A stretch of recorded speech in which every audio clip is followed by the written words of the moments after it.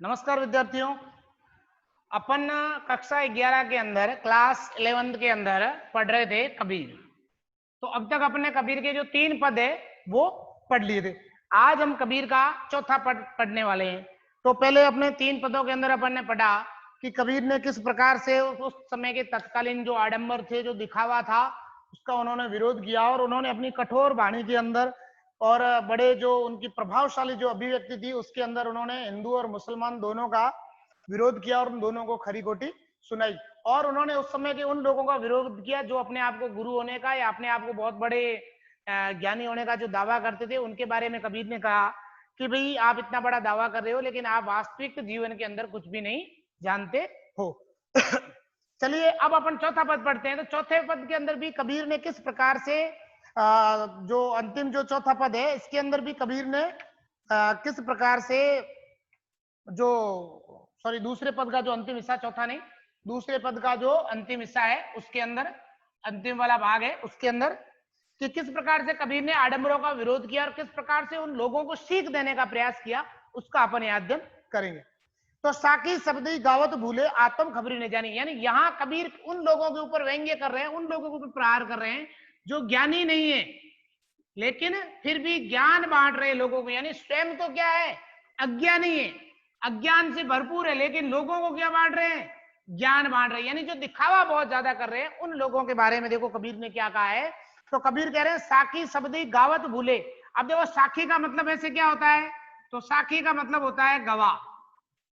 क्या होता है, गवाह। यानी साखी शब्दी, शब्दी का मतलब क्या, मतलब ऐसा जैसे व्यक्ति, किसी भी व्यक्ति को ज्ञान मिलता है, वो ज्ञान किससे मिलेगा, गुरु से मिलेगा। किससे मिलेगा, गुरु से मिलेगा। तो कबीर ये मानते थे कि जो साखी है वो जो गवाह रूप में हमें मिला है, वो गवाह रूप में किससे मिला है, गुरु से मिला है। और इसलिए वो उसको क्या मानते थे, साखी शब्द को गुरु मंत्र मानते थे। साखी शब्द, शब्द का मतलब क्या, तो जैसे साखी शब्द ही, ये ऐसे लिखा हुआ है, शब्द ही का मतलब गुरु मंत्र, गुरु मंत्र या गुरु ज्ञान, गुरु ज्ञान। यानी कबीर ये कह रहे हैं कि जो गवाह रूप में या साखी के रूप में जो गुरु का ज्ञान मिला है उस ज्ञान को गावत भूले। यानी उसको लोग क्या, गावत यानी गाने के लिए, गावत, गावत का मतलब गाने के लिए या जब याद करने के लिए उसको हम क्या करें, भूले का मतलब भूल गए, भूले, भूले का मतलब होता है भूल गए हैं। तो कबीर ये कह रहे हैं कि जो गुरु से हमें ज्ञान मिलने वाला था, गुरु से जो शब्दों का ज्ञान मिलने वाला था, लोग उस ज्ञान को क्या हो गए, भूल गए हैं और दिखावे के तौर पर सिर्फ कर रहे हैं। यानी वास्तविक ज्ञान है उसके बारे में किसी को भी जानकारी नहीं है। तो साकी शब्द ही गावत भूले आत्म खबरी ने जाने। आत्म खबरी ने जानने का मतलब, आत्म का मतलब होता है आंतरिक ज्ञान। आत्म का मतलब क्या होता है, तो आत्म का मतलब होता है आंतरिक ज्ञान। तो आत्म खबरी न जाने, आत्म का मतलब क्या होता है, आत्म, आत्म का मतलब होता है आत्मज्ञान। यानी जिनको स्वयं की आत्मज्ञान या आत्मा का ज्ञान, या क्या हो जाएगा, आत्मा का ज्ञान, आत्म ज्ञान या आत्मा का ज्ञान। तो क्या कह रहे, आत्म खबरी न जाने। खबरी का मतलब क्या होता है, खबर, खबरी, खबरी का मतलब क्या, जानकारी, क्या, जानकारी। यानी उन्हें अपने स्वयं के बारे में बिल्कुल भी कुछ भी कोई जानकारी नहीं है। क्यों नहीं है, क्यों, क्योंकि उन्होंने, गुरु ने जो उनको ज्ञान दिया था, गुरु मंत्र दिया था, उसको वो क्या कर गए हैं, भूल गए हैं। क्या हो गए, उसको भूल गए हैं। यानी उससे वो पूरी तरह से क्या कर चुके हैं, भूल चुके हैं। इसलिए उनको आत्मज्ञान नहीं है। जब गुरु के ज्ञान को वो भूल चुके हैं उस कारण से उन स्वयं को क्या नहीं है, आत्मज्ञान नहीं है। तो आत्म खबरी न जाना, न जाना का मतलब, न जाना का मतलब नहीं जानना, न जाना, न जाना का मतलब होता है नहीं जानना, क्या, नहीं जानना। यानी वो अपने आत्म खबर, यानी आत्मिक जो ज्ञान है, स्वयं को जो पहचानना है, स्वयं को पहचानना,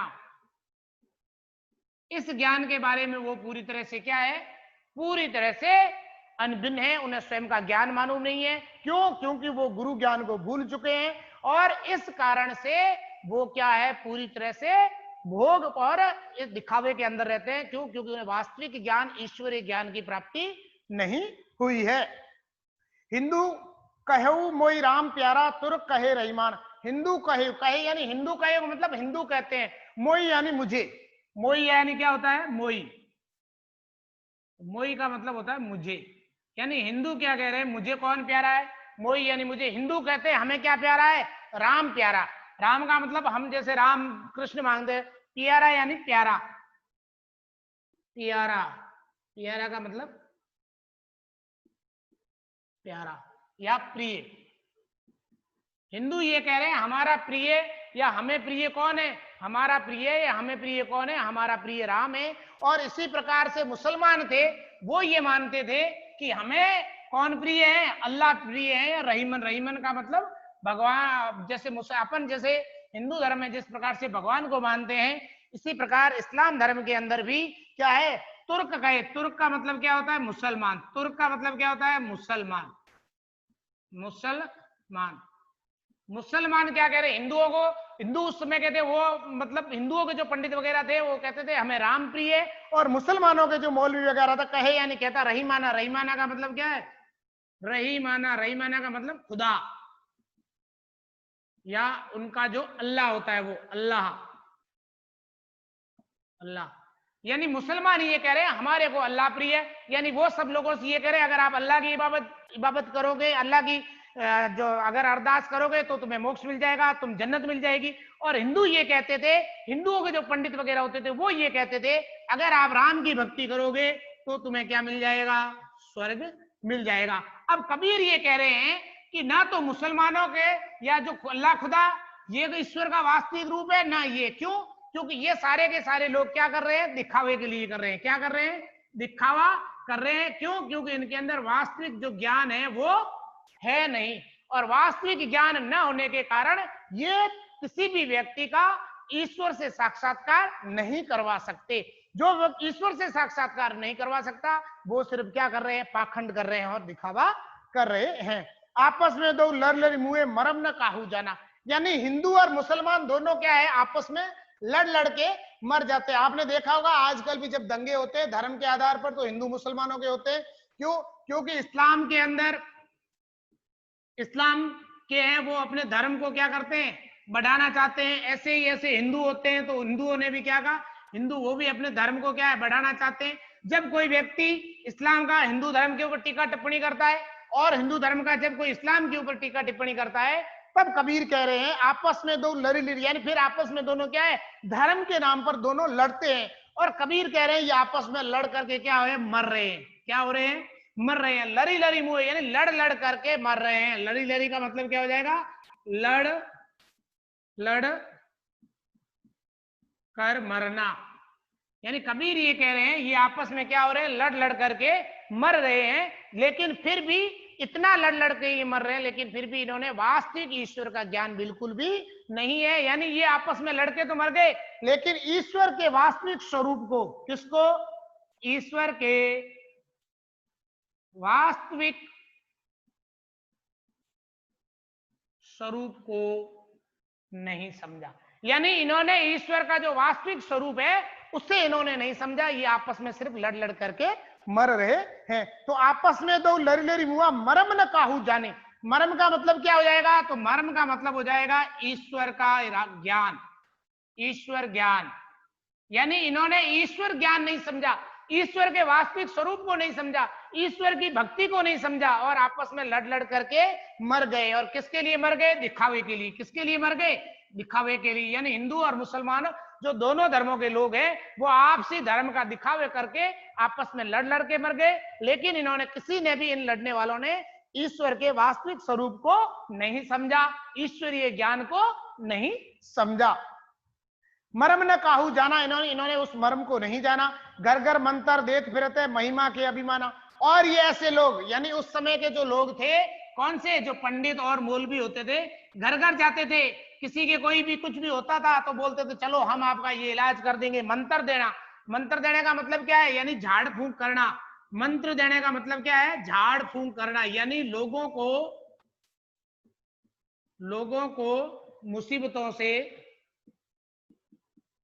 मुसीबतों से बचाने के लिए उपाय। कैसे? तो धार्मिक, मतलब लोगों को बचाने के लिए जो धार्मिक उपाय किए जाते हैं उनके लिए कबीर कह रहे हैं कि घर घर मंत्र। मंत्र का मतलब क्या हो जाएगा? मंत्र। मंत्र का मतलब क्या हो जाएगा? मंत्र। देते फिरते, यानी देते फिरते, घर घर बताते आपके ये है, अच्छा आप ऐसे करना, फलानी दरगाह पे जाना, मत्था टेकना, ये चढ़ाना, आप फलाने मंदिर में जाना, ये करना, ये प्रसाद करना, ऐसा करोगे तो आप ठीक हो जाएगी। यानी लोगों को क्या देना? लोगों को सलाह देना। क्या देना? लोगों को सलाह देना। यानी वो लोगों को क्या दे रहे हैं? सलाह दे रहे हैं कि आप ऐसे करोगे तो ये हो जाए। लेकिन वो वास्तविक रूप से स्वयं ईश्वर के बारे में नहीं जानते हैं, वो स्वयं तो ईश्वर के बारे में जानते नहीं है, लेकिन फिर भी लोगों को ये बातें समझा रहे हैं। फिर आगे कह रहे हैं, घर घर मंत्र देते फिरते महिमा के अभिमान है, यानी वो अपने आप को क्या है? बहुत बड़ा समझते हैं। महिमा का मतलब क्या होता है? बहुत बड़ा। महिमा का मतलब प्रसिद्धि। महिमा का मतलब क्या है? प्रसिद्धि। यानी वो अपने आप की क्या है? बहुत बड़ा नाम चाहते, प्रसिद्धि या नाम, प्रसिद्धि या नाम या यश। यानी वो ये चाहते हैं हमारा नाम हो, हमारा बहुत बड़ा यश हो, सब लोग हमें जाने। क्यों? हम अभिमान, अभिमान का मतलब क्या होता है? गर्व से। अभिमान का मतलब क्या होता है? गर्व से। अभिमान का मतलब क्या हो जाएगा? गर्व से। यानी जो ऐसे दिखावे करने वाले जो साधु संत है, दिखावे करने वाले जो मौलवी और पंडित वगैरह है, ये गर्व से लोगों को मंत्र देते फिरते हैं और अपनी महिमा का बखान करते रहते हैं, जबकि इनको क्या नहीं है? वास्तविक ईश्वर का ज्ञान नहीं है। यानी इनको क्या नहीं है? तो ईश्वर ज्ञान नहीं है। ये सिर्फ क्या करते हैं? दिखावा, दिखावा कर रहे हैं। यानी कबीर ये कह रहे हैं कि ये सिर्फ क्या कर रहे हैं? दिखावा कर रहे हैं, और इन्हें वास्तविक ईश्वर का ज्ञान है वो तनिक भी नहीं है। गुरु के सहित सिक्के सब डूबे, गुरु सहित। और ऐसे गुरु, यानी जो दिखावा करने वाले ईश्वर को नहीं जानते, ऐसे गुरु सहित का मतलब साथ में। सहित का मतलब क्या हो जाएगा? साथ में। सहित का मतलब साथ में। अब यहाँ एक शब्द आया सिक्खे। क्या शब्द आया? सिक्खे। सिक्खे का मतलब देखो ये ऐसे लिखा हुआ है, सिक्खे। सिक्खे का मतलब क्या है? तो सिक्खे, सिक्खे का मतलब होता है शिष्य। यानी ऐसा ज्ञान देने वाले गुरु वो तो डूबते ही हैं, और साथ में अपने जो ऐसे शिष्य बनाते हैं, जो नए अनजान लोग होते हैं, जिनको बहका करके, अपने बहकावे में ला करके और अपना शिष्य बना लेते हैं, उन लोगों को भी ये क्या कर देते हैं? उसी बहकावे, उसी दिखावे में या उसी गर्त में धकेल देते हैं, और वो भी फिर आगे चल करके और ईश्वर के स्वरूप को बिल्कुल भी समझ नहीं पाते हैं। तो सिक्के सब बूढ़े। बूढ़े का मतलब होता है डूबना। बूढ़े का मतलब क्या होता है? तो बूढ़े का मतलब होता है डूबना। चलो हाँ, क्या हो जाएगा? हाँ, बूढ़े। बूढ़े का मतलब क्या हो जाएगा? डूबना। बूढ़े, बूढ़े का मतलब डूबना। अब यहाँ किस डूबने का मतलब क्या है? तो अज्ञान में डूबना। किस में डूबना? अज्ञान में डूबना। मोक्ष नहीं मिलना, मोक्ष ना होना। यानी ऐसे जो गुरु और शिष्य है वो दोनों अज्ञान के अंदर डूबे रहते हैं और मोक्ष उनको नहीं मिलता, यानी वो यहीं पर ईश्वर की प्राप्ति वो नहीं कर पाते हैं। इसीलिए कबीर कह रहे हैं ऐसे गुरु और शिष्य जो स्वयं दिखावा कर रहे हैं और जिनको स्वयं को किसी भी ईश्वर के वास्तविक स्वरूप के बारे में जानकारी नहीं है, वो लोग यहीं पर क्या हो जाते हैं? डूब जाते हैं। वो लोग यहीं पर क्या हो जाते हैं? डूब जाते हैं। ठीक है विद्यार्थियों, अब देखो आगे। अब आगे कह रहे कहे कबीर, सॉरी, सिख डूबे अंत काल पछताना। और ये ऐसे लोग होते हैं अंत में क्या? अंत काल का मतलब अंतिम समय। अंत काल का मतलब क्या है? अंतिम समय।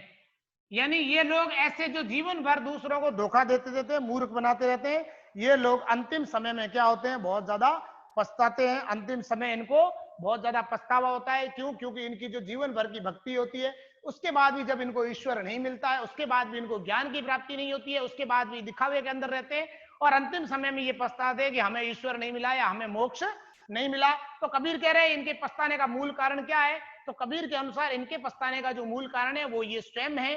क्यों? क्योंकि इन्होंने पहले दिखावे के अंदर अपना जीवन व्यतीत किया, इन्होंने ईश्वर के वास्तविक स्वरूप को नहीं समझा, इन्होंने ईश्वर के वास्तविक ज्ञान को नहीं समझा, और ये अपनी महिमा, अपने गर्व और अपने अभिमान के अंदर रहे, और इस कारण से ये उस गर्त के अंदर डूब गए और ईश्वर के वास्तविक स्वरूप को बिल्कुल भी समझ नहीं पाए। फिर है कहे कबीर सुनो रे संतो, संतों का मतलब होता है संत लोग या ज्ञानी लोगों से, यानी कबीर ज्ञानी लोगों से कह रहे हैं, कबीर ज्ञानी लोगों से कह रहे हैं कि आप लोग मेरी बात सुनो। कबीर किससे कह रहे हैं? ज्ञानी लोगों से कह रहे हैं कि आप लोग मेरी बात सुनो। कहे कबीर सुनो हो संतों ये सब मर्म भुलाना, यानी ये जो सारी बातें हैं, ये मर्म का मतलब क्या है? वो राज। मर्म का मतलब क्या है? मर्म का मतलब राज, यानी ये जो सारा राज है ये क्या है? भुलाने वाला है। यानी ये जितने भी दिखावे करने वाले लोग हैं, जितने भी ये बड़ी बड़ी बातें करने वाले लोग हैं, ये सारे के सारे क्या हैं? भुलाने वाले हैं, और इनके पास कुछ भी नहीं है। यानी यहाँ पर वो अपनी जो महिमा का बखान करते रहते हैं, अपनी अपनी बड़ी बड़ी बातें करते रहते हैं, इनको वास्तविक ज्ञान के बारे में कुछ भी नहीं मालूम है। कहे कबीर सुनो संतो ये सब मर्म भुलाना, ये सब सॉरी भर्म भुलाना, भ्रम भ्रम सॉरी मर्म नहीं है, भर्म है। भर्म भुलाना, भर्म का मतलब होता है भ्रम के अंदर जीना, भ्रम या सिर्फ दिखावा जिसको बोलते हैं, ठीक है। यानी ये सब जो भ्रम है कि लोगों को बेवकूफ, लोगों को ये लगता है कि ऐसे पूजा पाठ करने से, इतने बड़े बड़े या तिलक करने से या कपड़े पहनने से भगवान मिल जाएगा, तो कबीर उनके लिए करारा व्यंग्य करते हुए कहते हैं ऐसे ईश्वर का मिलन नहीं होता, ऐसे ईश्वर प्राप्त नहीं होता। ईश्वर प्राप्ति के लिए हृदय सच्चा होना चाहिए और व्यक्ति को ज्ञान के मार्ग पर चलना चाहिए, न कि दिखावे और भोग विलाव और अहंकार और गर्व के अंदर नहीं रहना चाहिए। उसके लिए व्यक्ति को सहज हृदय रखना पड़ता है। फिर है कैतिक कहो कहा नहीं माने सहजो सहज समाना। कैतिक कहो, कैतिक कहो का मतलब कितना भी कहो, कहीं कैतिक कहो कहा नहीं माने, यानी ऐसे लोग होते हैं इनको कितना भी कहो लेकिन फिर भी ये क्या नहीं मानते हैं? कहना नहीं मानते। सहजे सहज समाना, यानी जो सहज व्यक्ति होता है, जो सरल व्यक्ति होता है, वही भगवान को प्राप्त कर सकता है, वही ईश्वर को प्राप्त कर सकता है। इसलिए कबीर कह रहे हैं सहजे सहज समाना, यानी जो सहज व्यक्ति होता है वही क्या कर सकता है? भगवान को प्राप्त कर सकता है। तो इसके अंदर कबीर ने तत्कालीन समय में जो बड़ी बड़ी बातें करते थे, तत्कालीन समय में जो बड़े बड़े डंब हाँकते थे, अपनी महिमा का बखान करते थे और जो दिखावा करते थे, उनके ऊपर करारा व्यंग्य करते हुए कहा है कि जो ईश्वर की भक्ति नहीं करता, जो ईश्वर के वास्तविक स्वरूप को नहीं समझता, वो कभी भी ज्ञान प्राप्त नहीं कर सकता, कभी भी ईश्वर को प्राप्त नहीं कर सकता। तो ठीक है विद्यार्थियों, इस प्रकार से हमारा जो पहला पाठ है वो पूर्ण हो गया है और अगले पाठ के अंदर हम पाठ कबीर के जो प्रश्न उत्तर है उनके ऊपर चर्चा करेंगे। तब तक के लिए नमस्कार।